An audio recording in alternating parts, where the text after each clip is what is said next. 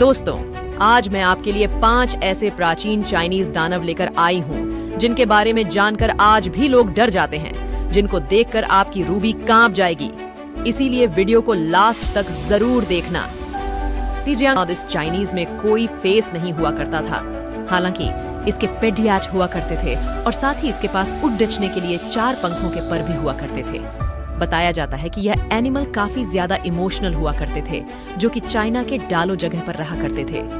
9 tailed fox and queen, क्योंकि पहाड़ियों पर ये एनिमल पाए जाते थे, जो कि फॉक्स के जैसे लगते थे, लेकिन इसके एक नहीं बल्कि 9 पूंछ हुआ करती थी।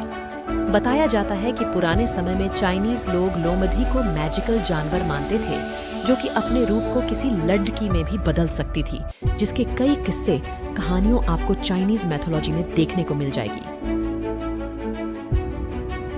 क्वीन, इस जानवर को आप चाइनीज यूनिकॉर्न के नाम से भी बुला सकती हो, जिसकी चमक ही ड्रैगन के जैसी लगती है।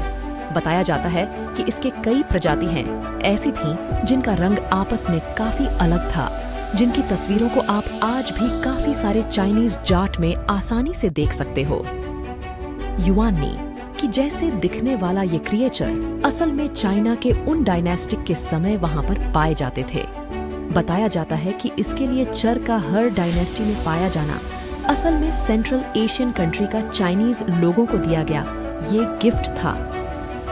इसके लिए चर को आपने कई बार चाइनीज ड्रैगन के नाम से देखा होगा, जो कि जमीन पर नहीं बल्कि पानी में रात करते थे और पानी की मदद से ही अपनी साइट को एल्डेड आहा करते थे, जो कि वहां उस समय पर पानी में मौजूद सभी क्रिएचर का लीडर हुआ करता था। कई कहानियों में इसे वेदर कंट्रोलर के नाम से भी जाना जाता है, जो मौसम को कंट्रोल कर सकता था। दोस्तों, मुझे इस वीडियो को बनाने में काफी मेहनत लगी, पर आपको इसे लाइक करने में सिर्फ 1 सेकंड लगेगा।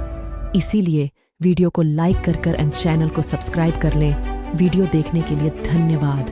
प्लीज सब्सक्राइब करना मत भूलना।